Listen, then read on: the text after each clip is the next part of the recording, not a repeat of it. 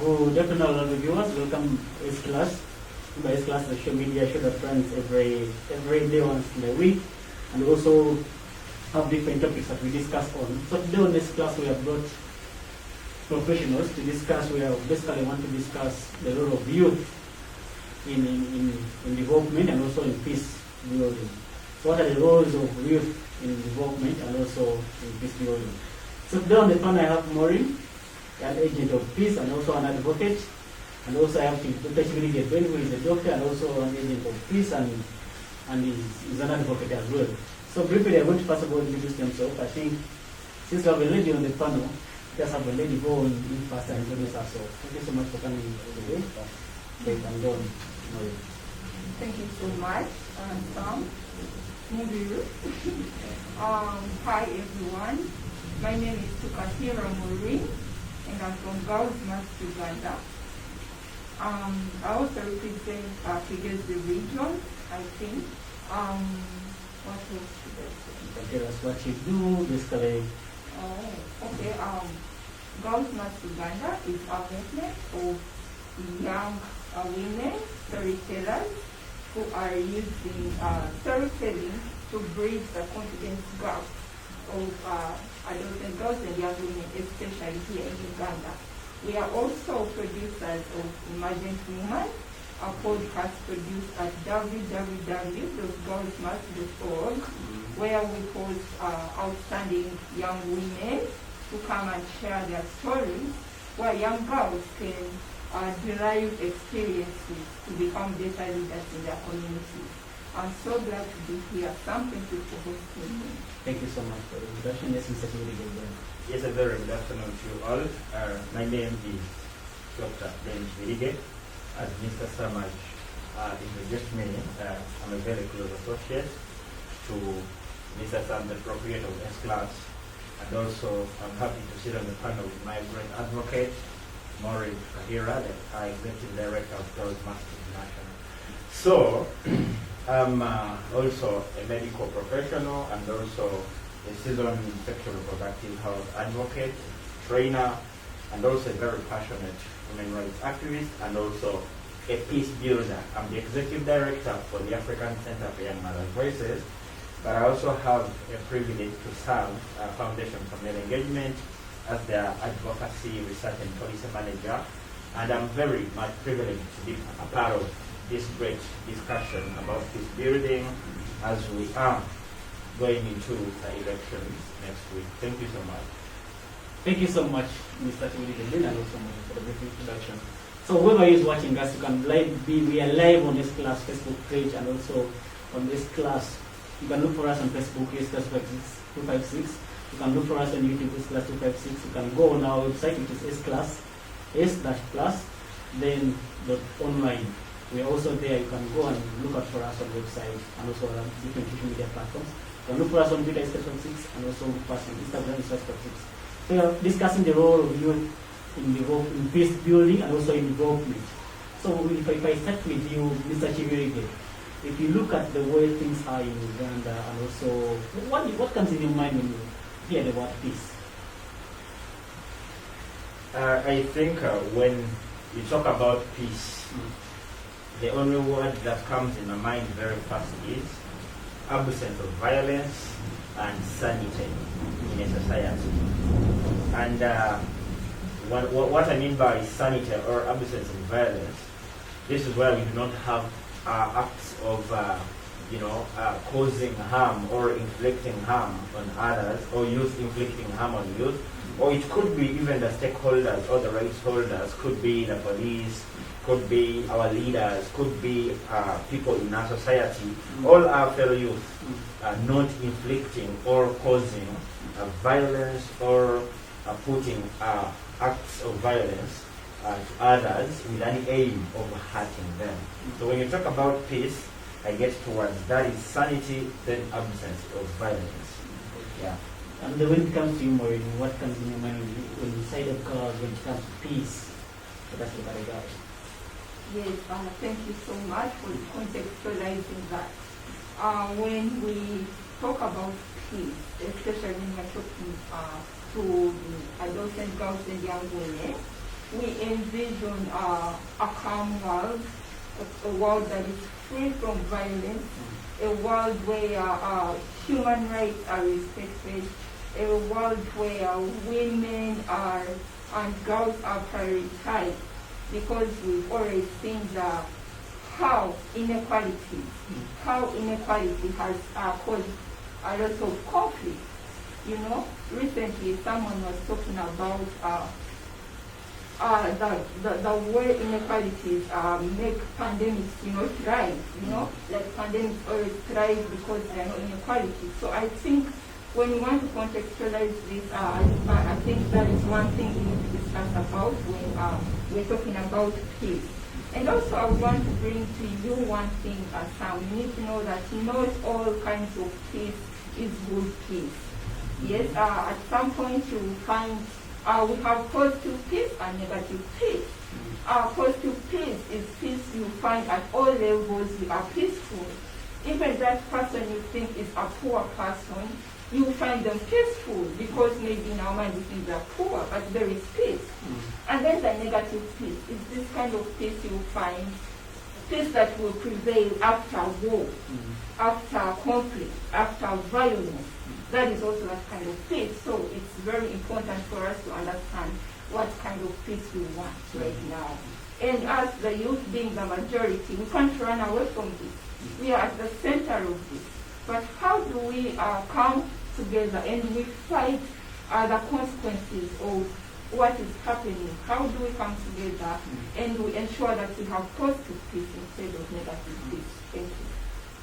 Thank you so much, Maureen. Like we talked about when it comes to peace, like there's peace for everyone needs peace. Like if we look at our society and also the entire world, everyone needs peace. Like if you don't have peace, nothing really happens. Then I want us to look at peace when it comes to the very many society organizations have come out and say like girls need pads, girls need what. But when it comes to this time whereby people are going into elections, every society organization is keeping quiet and they are taking the fear. They don't mind. They no longer preach like the way they used to preach that girls should get pads, girls should get this, or people should be having access to health information and also other things. Now when it comes to this, where is it leaving youth in the Uganda's perspective right now? Since we are coming to election, which is coming on 14th of January, so where is it putting the youth of Uganda right now when it comes to Mr. Ben? Thank you so much, Sam. I'd like to inform you, I want to be apolitical as much as possible, but at times I slide a little bit and I sound political. I want to bring it to your notice that when the situations are abnormal things are bound to happen.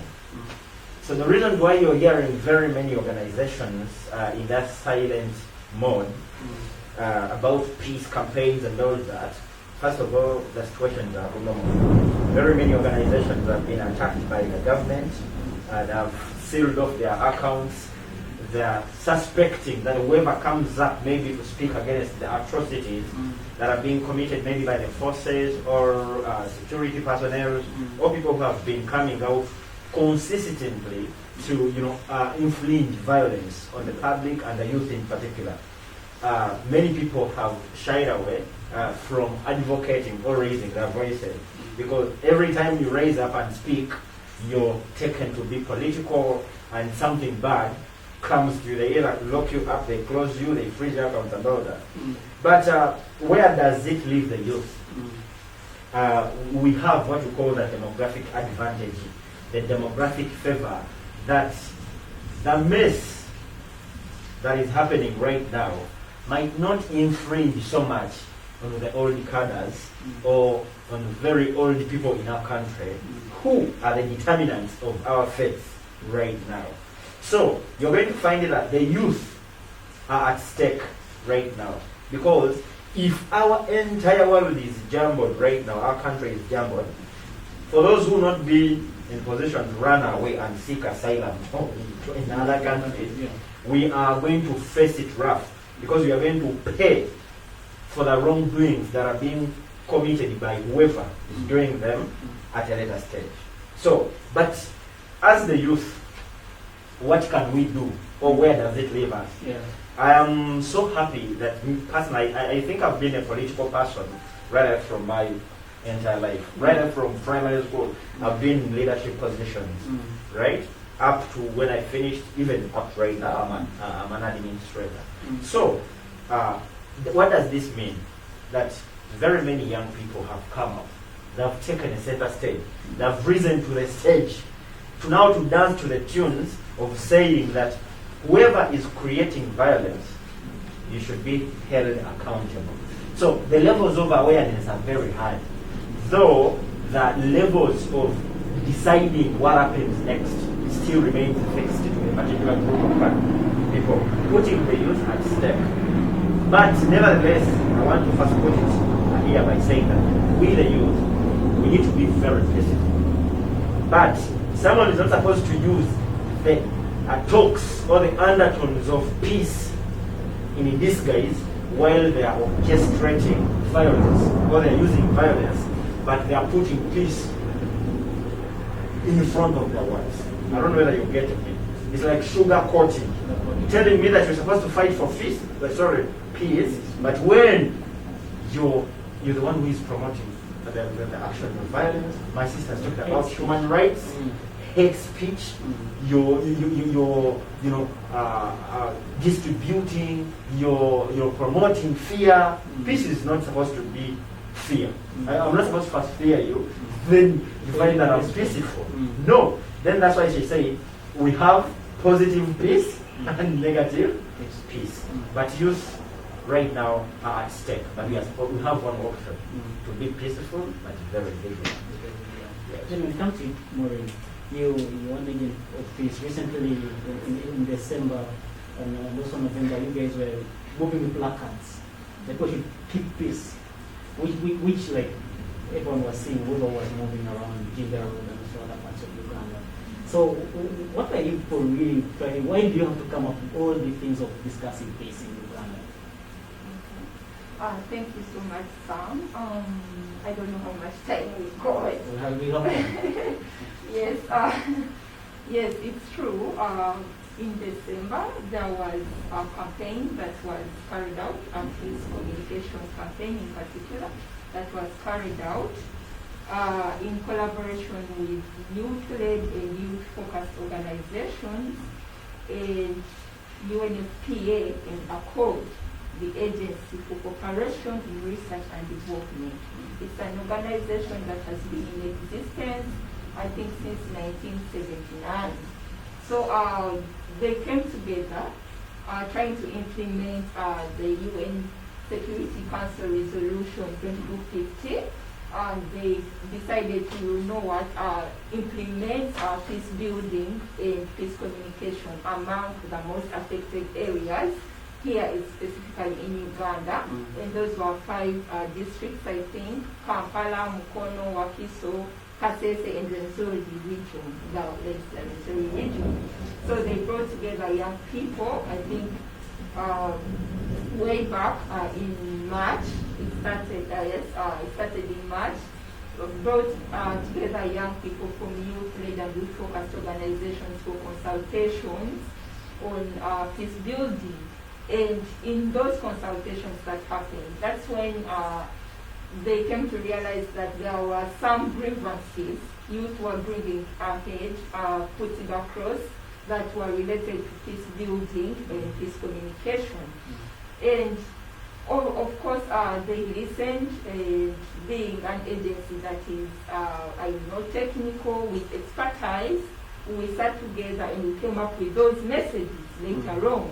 But before that, there were a series of activities that happened that I would want to put across, I think.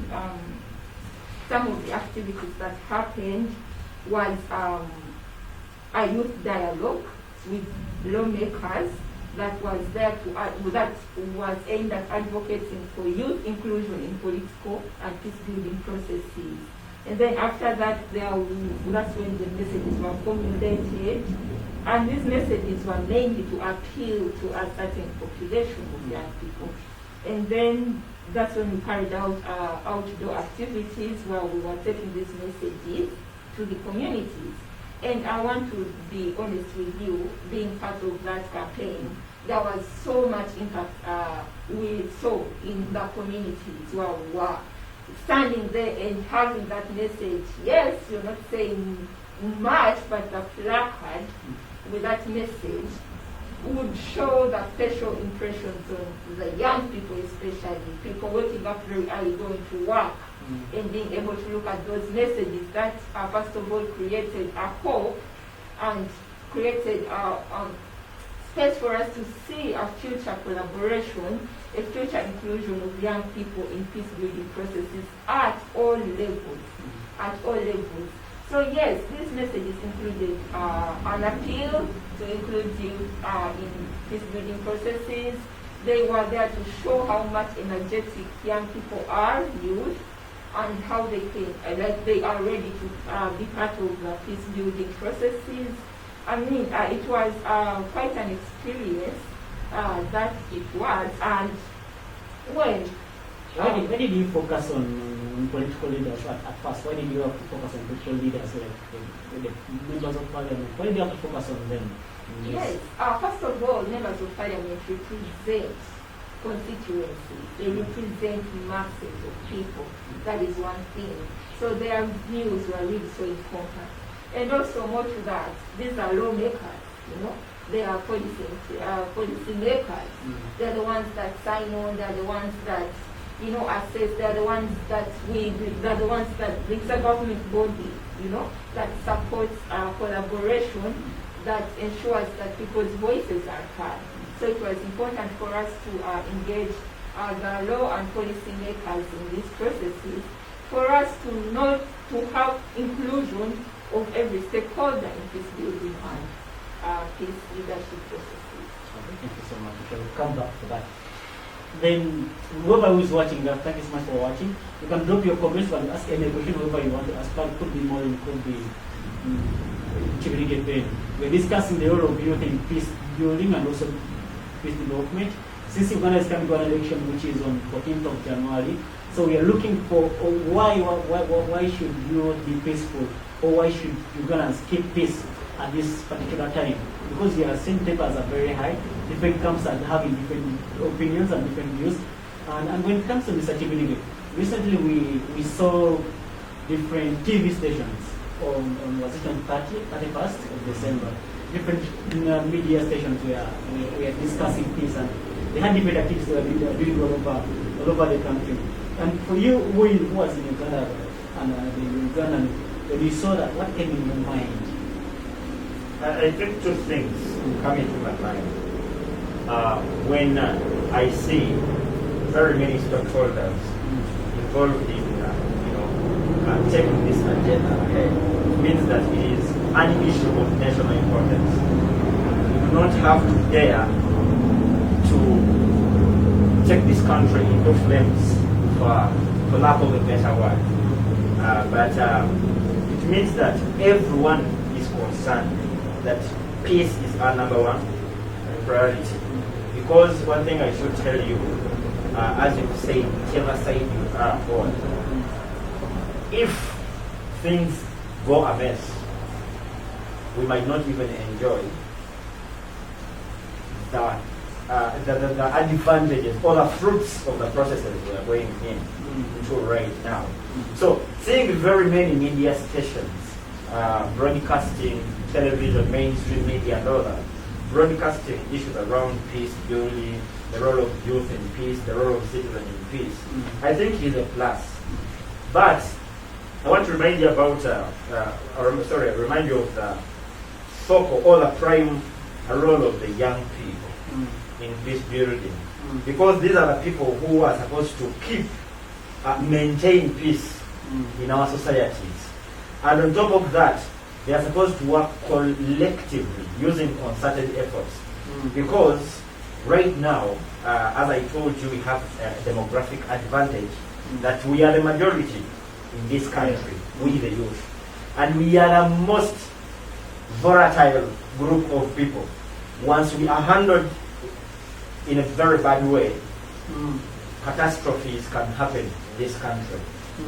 But we have an advantage that we have a group of young people or the youth who are very flexible, easy to understand. They can appreciate changes Yeah? If you take time to explain to them, if you take time to discuss your case to them, they can understand and they can, withdraw a little bit and understand. And we can advocate for peace in this country. Because even me personally, as a businessman, as a medical person, as a public health practitioner, I don't want to be in a country that is on flames. That things are very disgruntled, systems, are not okay. But again, however much, I don't want to be among those people who say that I have peace and I can sleep from morning to morning. No, there must be systems in place that facilitate the peace we are talking about. There must be systems in place that are supposed to make these youth withdraw their bad actions of promoting hate, promoting violence. There must be mechanisms put in place for them to understand that because this and this is in place, can we lay low? Can we reduce our tempers? Can we reduce our, violent activities? You understand? But if you want to use the violence to put a stampede on violence, everything is going to go in a mess. So, to me, I think that very many stakeholders need to come on board in a very unbiased way and in a very uncoerced way. Don't force me to opt for peace by putting scenarios or creating situations that are going to leave me tied up, but just to say I'm peaceful. But inside me or behind me, my children are dying, diseases are killing me. We do not have any mechanism to uphold peace in its totality. Yes. So when it comes to Mali, we have seen very many people who recently raised up and they were raising their voices and came to they were demonstrating hard riots. We had 50 plus people lost life in Uganda. And all this was caused because people were not sensitized when it comes to peace. And there are those who had it in their mind that it was supposed to be peace. But very many things trigger them to go into these different kind of things. So when you look at Ugandans today, or when you look at the situation in Uganda today, what always forced you to go into all these things of not following the peace thing, and also going into demonstration, and also setting your country on fire? What are some of the things that forced them or trigger them, according to you? According to the research made, there's been so much we always discuss when it comes to after. We need to take it back to conflict. Let's even, but yes, we need to start from there. The conflict, the inner conflict. What causes that? For example, what causes inner conflict?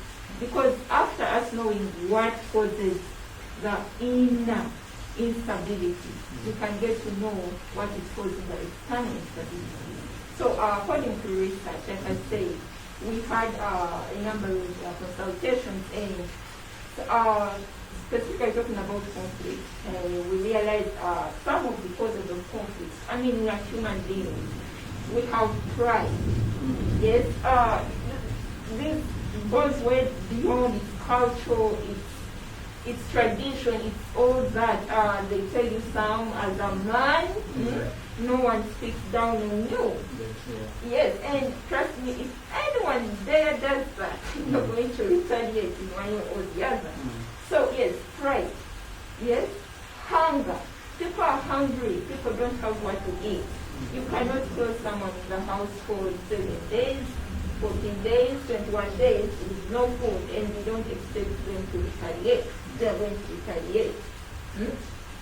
Other causes of conflict, ego. Yes, we have ego. Even meaning. We have ego, like you feel like, no, if I say yes to this, maybe something is taken away from me to get, I think those are small things, And we're talking about how you wake up every day in the morning. What do you do? Your daily routine. Do you pray to God when you wake up? Do you pray? What do you do? Do you have that routine? Do you say good morning to someone close to you? all the years pass by. And the way you wake up, that whole mood, it drives your whole day. You should know that. So we went back first to interrogate the grassroots, like what is causing this. And it is you. It's one person, one other person from another home, another person from another home. We are all angry. I don't know, for different reasons. But then we meet. And some people are experts in movement building. They you have maybe, there is a certain common value you have, and you share it. And you're like, yes, let's do this. That's how all this starts. It's 1, 2, 3. By the end of the day, there are 15 people, 20 people gathered, and it's chaos. So we say we need to take back these conversations to the grassroots, to the funding and all that. But before we go so far, I had some public narratives I came with right now, yes, and I would want to read them out loud so that people can hear them, because we must hear them. If we can't hear them, we can't change anything.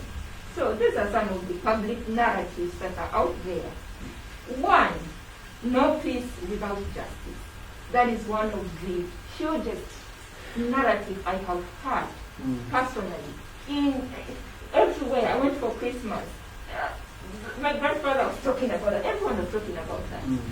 The second narrative, the person is political. Yes? And this goes out to every youth who feels like peace is not a me problem, it's a them problem. Guys, it's not a them problem, it's a we problem. The person is political. That one thing my neighbor Ben has done, it's affecting my emotions right now, it's affecting my moods. I'm going to go out there, I'm going to turn it to someone else. Someone is going to pay for it.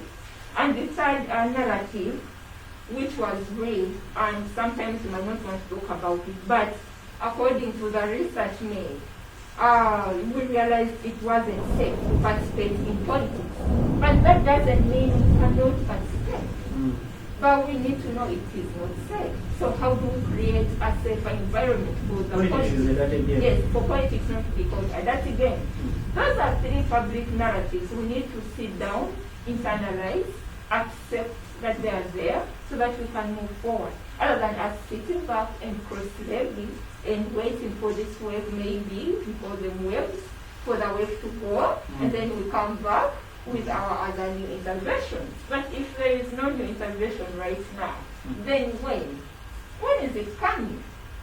Peace and development. If we can connect both of them, I think we can go further, especially we are the young people. We are the majority. Dr. is talking about it. 85%. Yes, you see, we are the majority. So what do we have to do about it? And then also, one thing I also wanted to advise, like, not really advise, but talk about.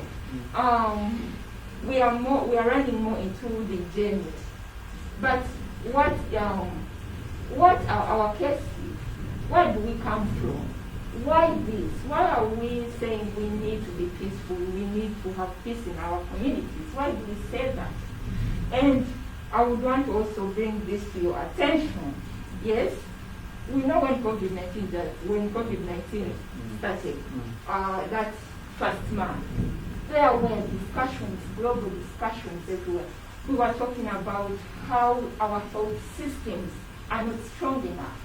Guys, we talked about this. Dr. Jane Acheng, she stood and told us how our health systems were not strong enough. So why are we overwhelming them? Why are we overwhelming them?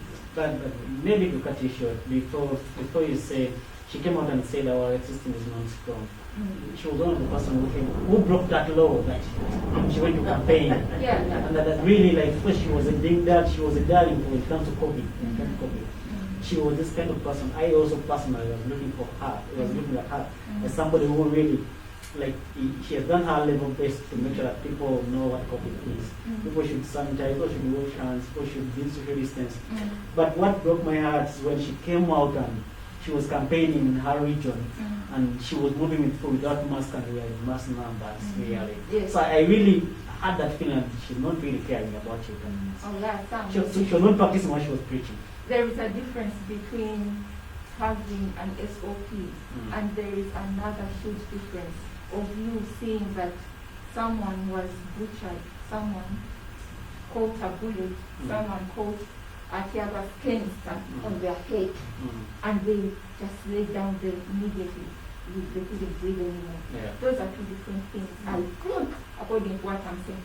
And you see, then we would say our health systems are overwhelmed with COVID-19 tests. Just, it was not more of ICU category at that moment, but right now, our health systems, for sure, they are so overwhelmed with this. You had the first ride that happened. You already said more than 50 people lost their lives. This last year. And I'm sure maybe half of that number, or all of them may be passed through the health facilities. Maybe, you see, seek for health care. But we cannot manage to do that right now. We cannot manage to keep saying we are causing this, and then we need hospitals to be strong enough. I think that's a loop we see, and we can, connect it. So we have a lot of loopholes in our system. There are many loopholes. So what need to be That fixed? is one. And another one, this whole global spread of COVID-19. Yes, it created fear. It created panic.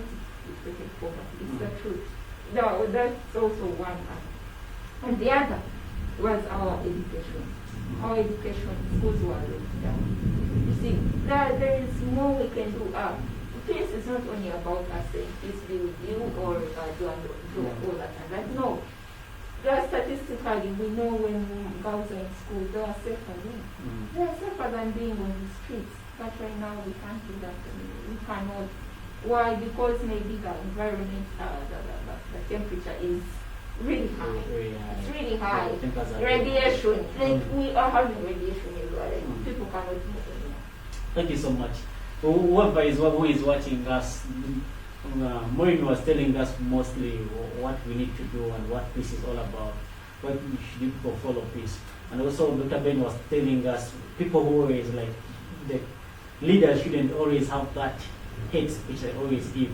And also whoever is watching us on this class live, Facebook Live, please tell us to give us a comment about the discussion and tell us why do we have to keep peace in these coming elections, or why we shouldn't keep peace, because everyone's opinion matters. Everyone has his own reason. Then all what we request from you to keep peace, be peaceful. This goes to the religious leaders, this goes to police, this goes to army, this goes to the leaders who are into parliament. Don't always talk about hate. Don't give hate speech like we are Ugandans. Tomorrow we are going to be together. All this is going to end, and tomorrow we are going to find you either in Kampala Road, and what will happen? We don't want our country to be on fire. All we need, if you are one, please accept and move on.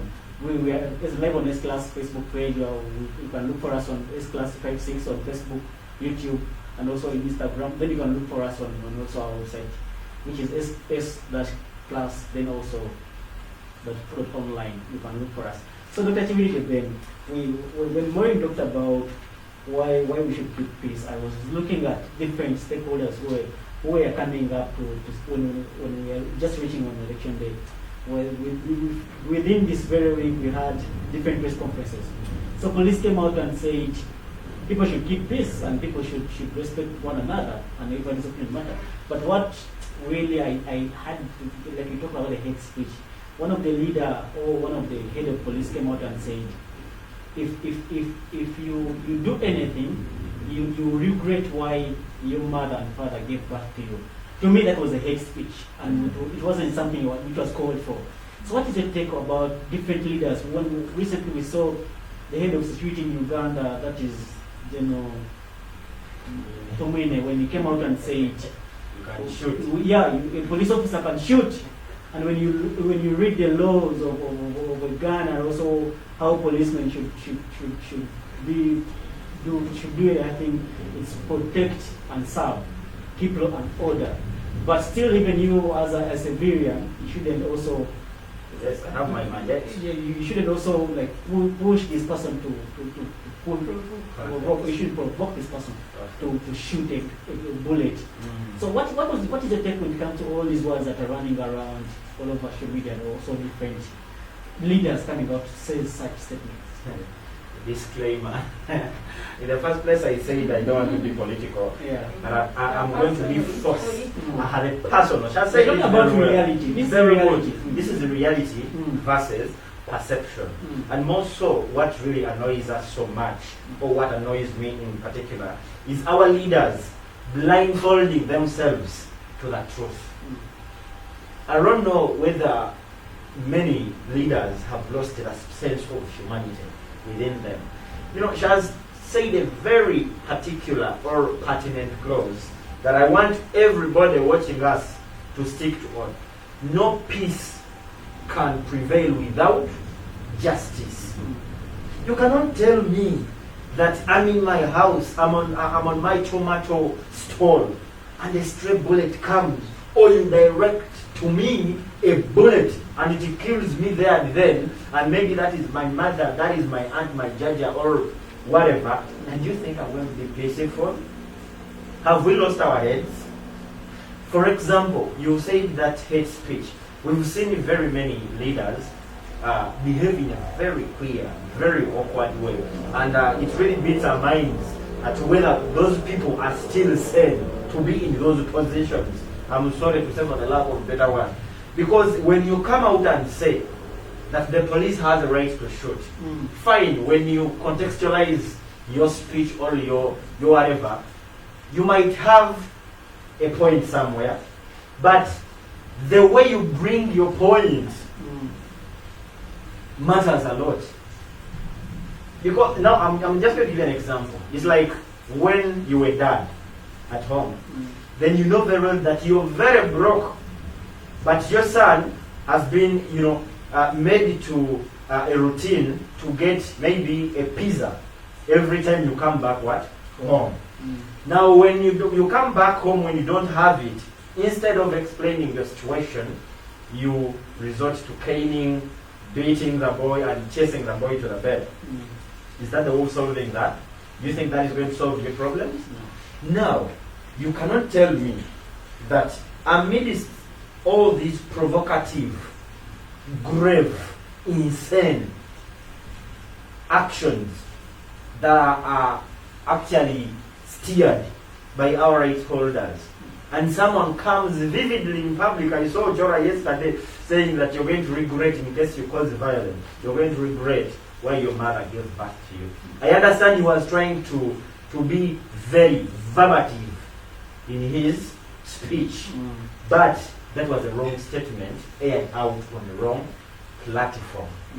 So, I have, I think, very few things.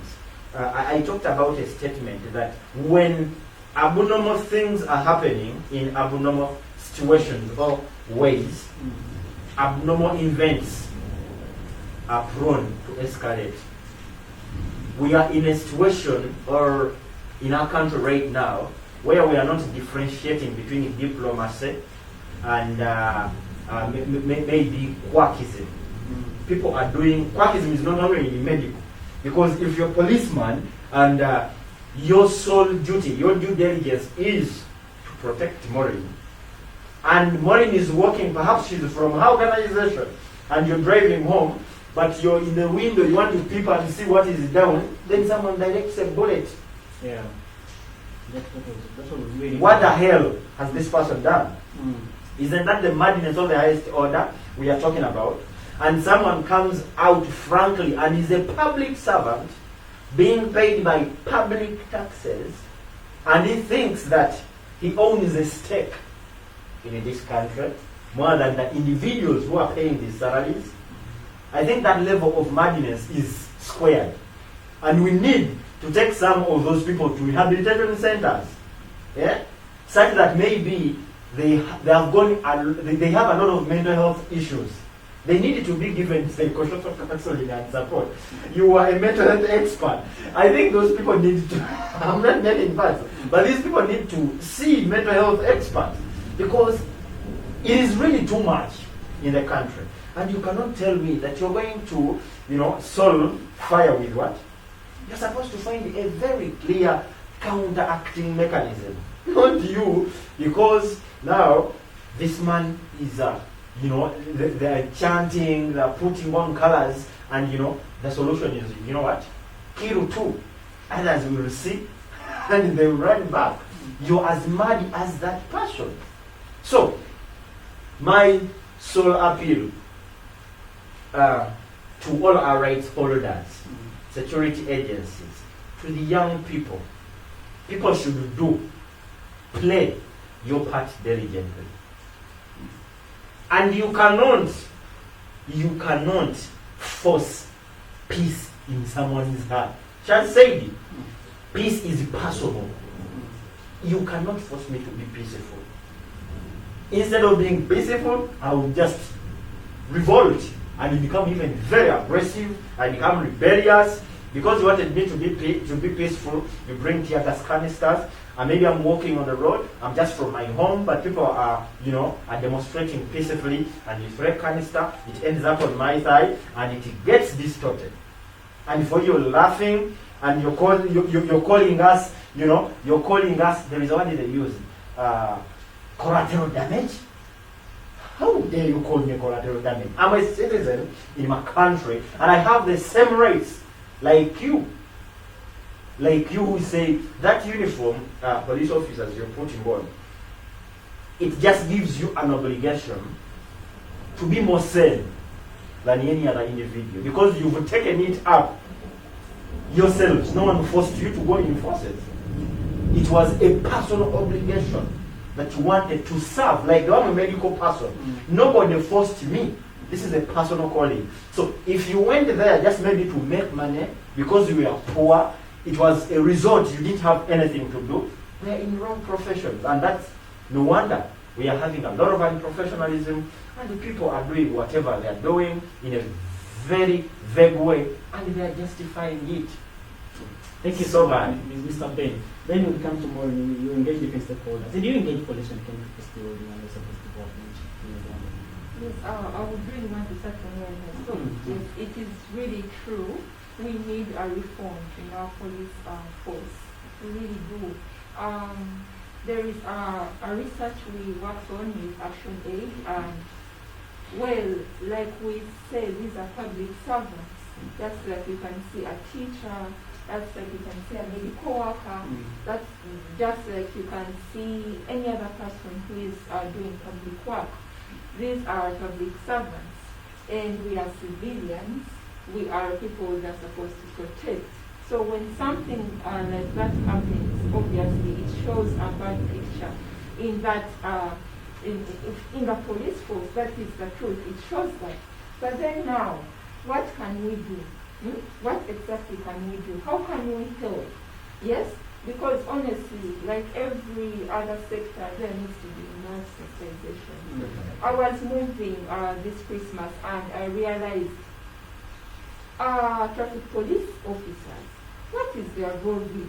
So I had to move, looking at what exactly could you tell a traffic police officer to do, aside from standing on the roadside and ensuring that there isn't excess in the moving vehicles and all that. What else? Then I realized as we were moving, I used public means. There were people who would keep throwing rubbish, buying food, boveras, plastic bottles, and they would just throw out of the window after eating. Throw, eat, drink the water, throw, eat the food, throw the kavera. And I was so much concerned. I was like, this is still happening. Yeah? Why? They don't know it is wrong. They don't know it is illegal to do that. But I'm like, we reach on those posts, we park, and you never know what those people are talking about. Perhaps corruption? I don't know. And I'm like, what if you spend those minutes, enter that public means? Tell those people, please, do not loiter. Do not loiter. Keep that inside. And we need to come up with solutions. How do we work hand in hand with the police force to ensure that there is maybe harmony, we can work together, even way beyond this. And that can be like, they need more engagement, they need real training, real technical training. I'm sure everyone doesn't know everything. We learn on job, we learn by trying. So when we were doing that research with Action Aid, we realized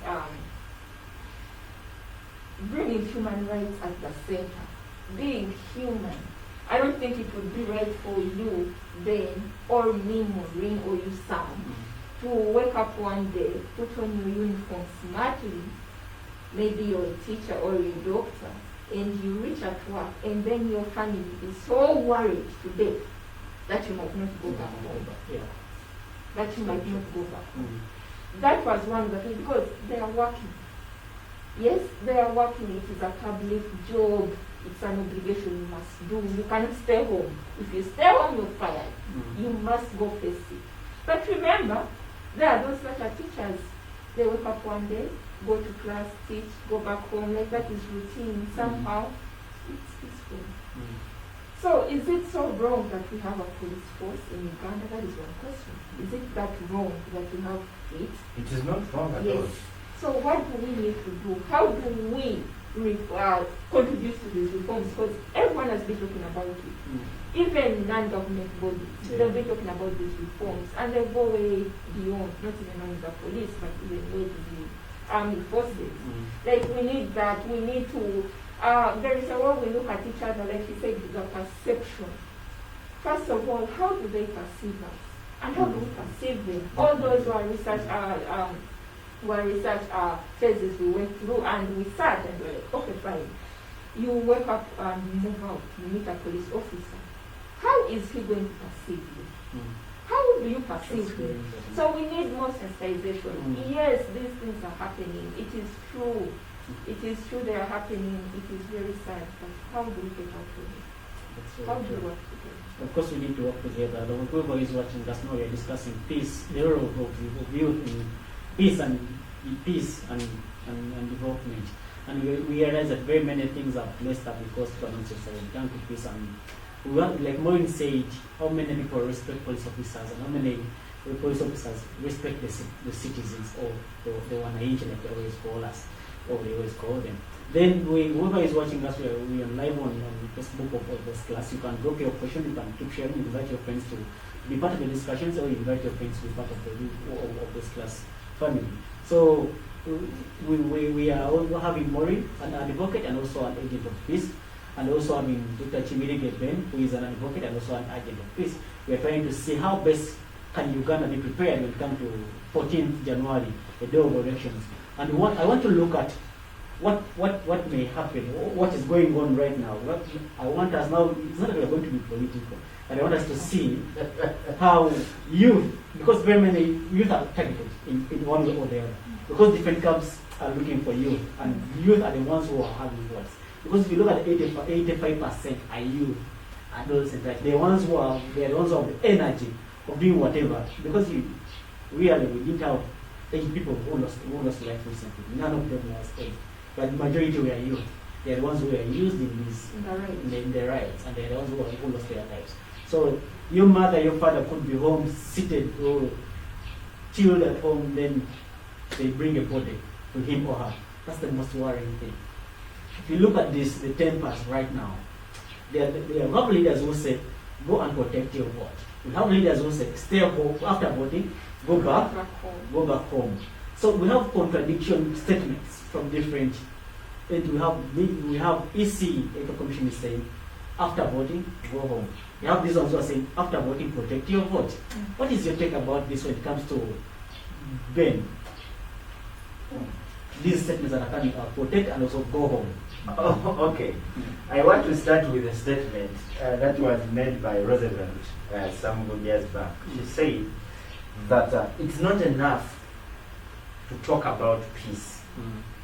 One must believe in it.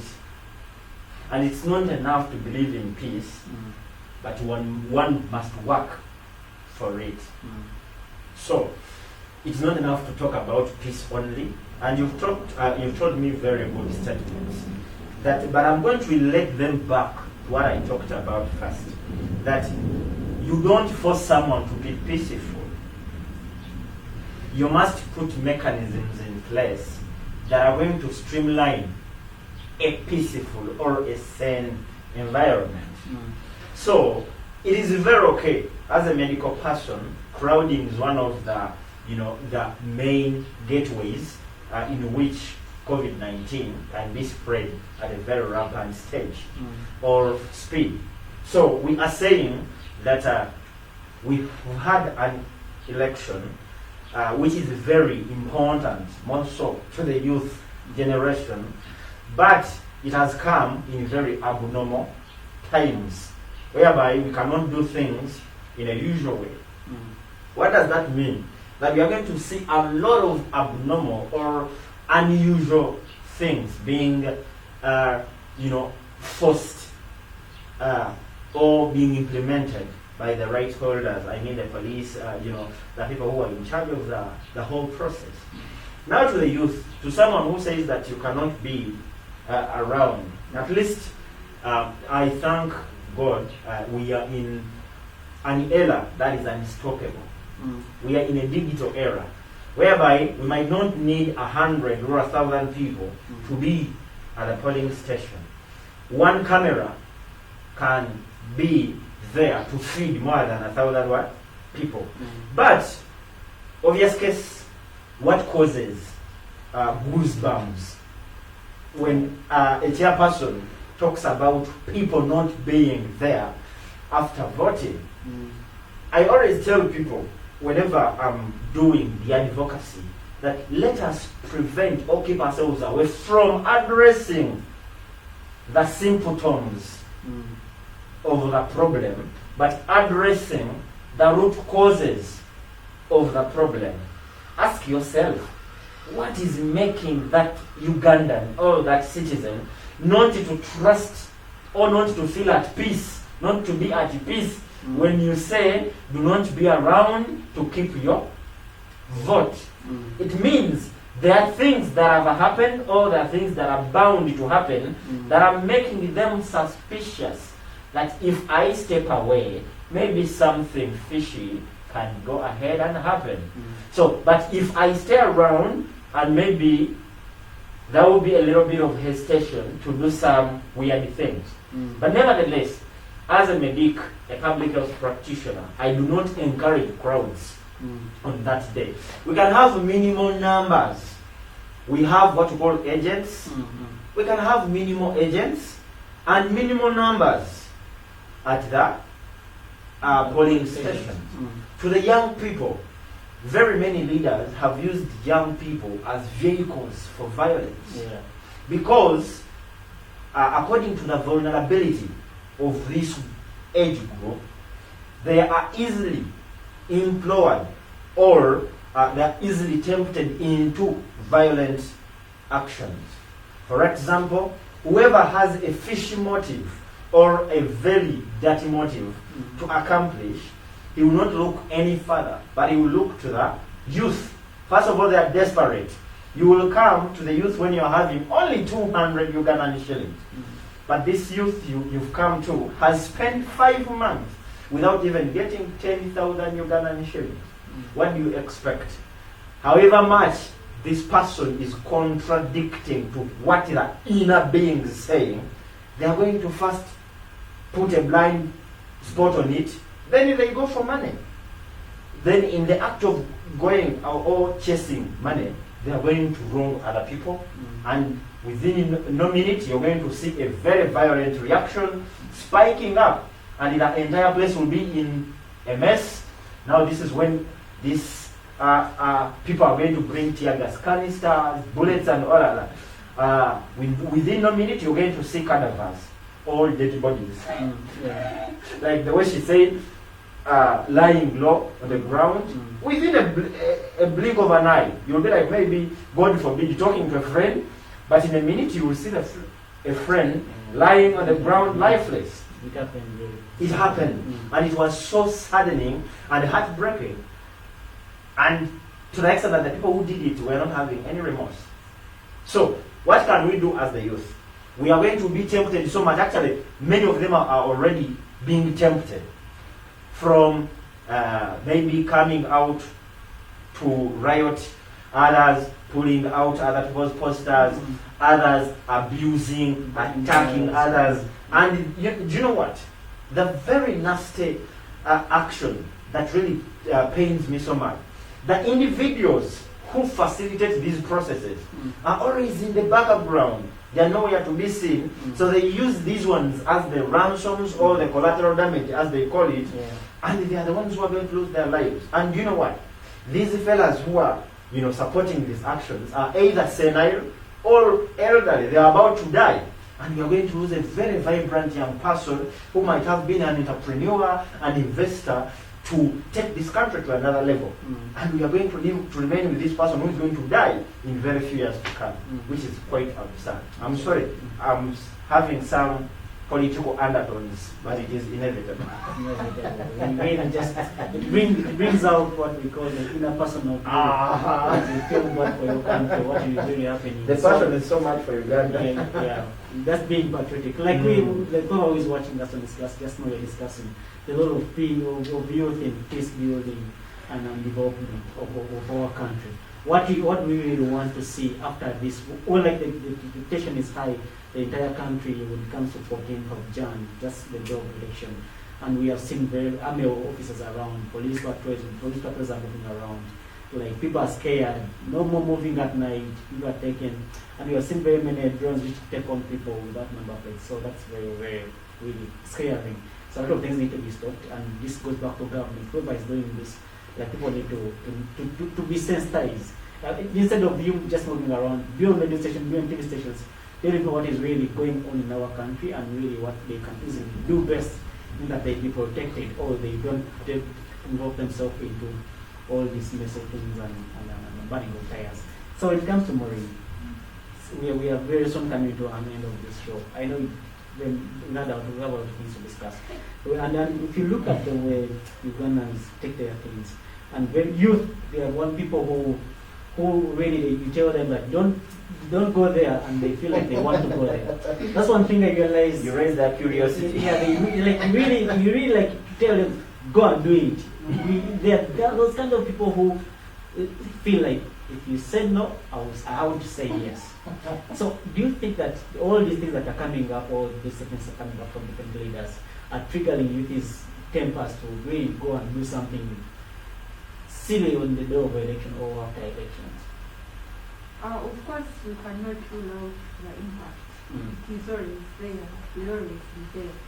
In our culture, we the Bachiga, my grandmother always said this.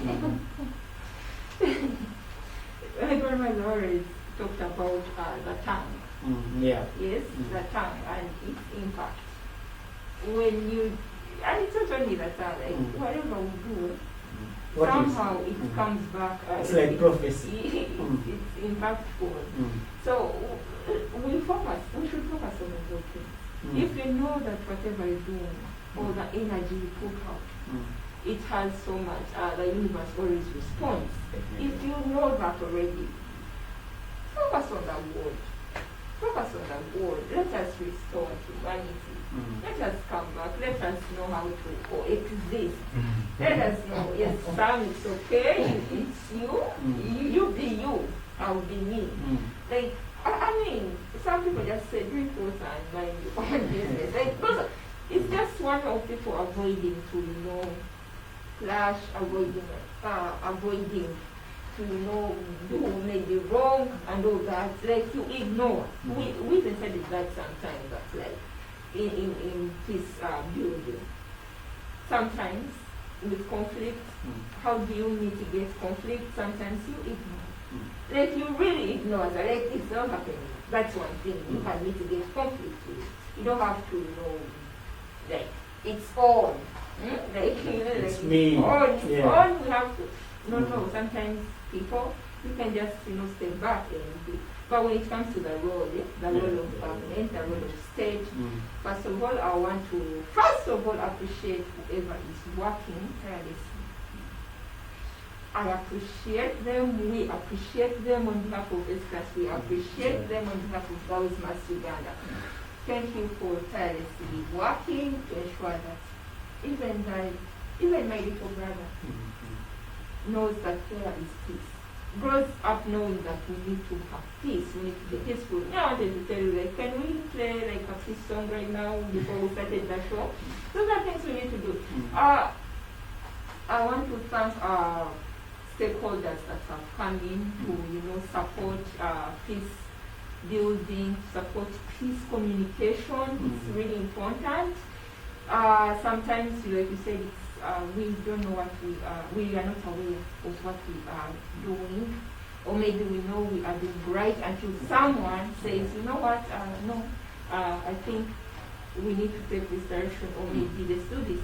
So, thank you. I can't say that enough. And we are also calling upon civil society. Yeah, we are calling upon civil society. We've always done this. I haven't been here for so long, but I know some have been. I don't know how long we've been here, but we've got this, like, we should work together. Let us promote peace. Do not spread hate messages. Do not spread fake news. If you know, but then, how do you know that this news is fake? That is also That's what how do you know that? unless somebody comes out and tells And you. before you know that it is fake, it has already caused the damage it was intended. But my dear, if you see something you're not so conversant with, do not spread fake news, especially news that is inciting fear, that is taking away hope. We need to restore hope. But we need to be hopeful. Murray, maybe some of those people who are interested to give us good news at times also give us fake news. Call them out. If you know anyone who is telling you, no, you see this, we still have some bit shred of freedom of speech, right? Yeah. Call them I out. love the bit spread of We know. However much we keep saying there's no freedom of speech, but if you are aware of anyone who is spreading fake news, call them out. Let us. I haven't talked about my women in politics. Women who are in politics. We see you, we hear you, and we appreciate everything you're doing. And I call upon stakeholders, please let us come together. Let us protect our people. Let us love our country. We choose Uganda. I choose Uganda. I choose peace first. I know we all choose our country. We love our country, and we cannot run away from us having to go. Definitely. Because we are from here, and we have to do everything we can to protect ourselves and to spread peace, to promote peace. And now, these kids, our siblings, they need to grow up knowing that it's okay to be peaceful. You don't have to be violent. Before we call the show, and I want us to talk about why should government take off social media when it comes to the election. Do you think that's fighting our rights? They're going to take it off? They did it last time. But an English man says, once bitten. Right? Yeah. So, first of all, I don't know if that's like school for me. I don't know if That is an assumption. That is an assumption. So this is a request. Please don't take away social media. Don't take away, don't take off internet. Please. I know you have some other options, but don't take us there, because the generation you are dealing with is really a bad generation. It's a generation of all, like, we look for all things that you don't lock us into. Before you sum it up, like your name, I really want us to think about two thoughts. I'm someone who always, I reference a lot. One of the great scientists, Albert Einstein, said that peace cannot be kept by force. It can only be achieved by understanding. And I think I've said this. Then lastly, again, another one, that when the power of love overcomes the love of power, the world will know peace. When the power of love overcomes the love of power, the world will know peace. Why don't you put that on a poster? I feel like even some has to capture that. See, the coalition, for the record, the Youth Coalition for SDGs, an entity that is spearheading peace communication right now. That is Garambo, right? No, so the Youth Coalition for SDGs, yes, calls upon everyone, youth, pass out our peaceful communication. Like Doctor has said, put it on a poster, put it up there, put it on your door, I don't know, put it on your car, put it on your desk at work. Let me repeat for them in verse. So, when the power of love supersedes or overcomes the love of power, the world will be at peace. Let us hope for the best when it comes to Uganda. Like, we have nowhere to go. The only place we can go to can be Kunjiri, Masaka. Poto, Kabale. and Ibuama, my homeland. Within Uganda And in still. Kabale, make sure you sanitize.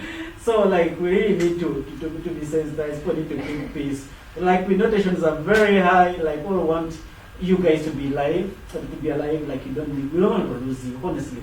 Me, sometimes it's so hurting to hear that so and so like show their skills. It's painful. Like to see parents really, because I was seeing a kid who was sent to a shop to buy something. Then the So strange bullet heartbreaking. came on this kid. Parents, The kid keep your kids at home. the kid lost like no. Even the parent didn't know that really this is going to happen. You can't predict Now what's for going this to 4 happen. days, how many 6 days? We are left with around 6 days. Yes, But still you can't keep. a lot of days. Remember your family of around 3 to 4 people. So you send this older kid to a shop to go and buy something. Then all you hear is your kid has been shot. And you guys woke up in the morning, you had breakfast, you had fun, like you told, go and buy a matchbox and a food cost and they do it for you. A body and buys. Really like this is very shocking. So I don't know what we are calling for, like what we are calling for right now, please. The police, the army, whoever who is leading them, please, we request you to keep this. This is Uganda. Like, we have nowhere to go, that honestly. There's no any other country we are going to go to. We want to stay in Uganda, and we know we die and live in Uganda. Like, protect us. Your work is protect us and make sure that we be protected with our things. Whatever belongs to us, we are the ones to protect us.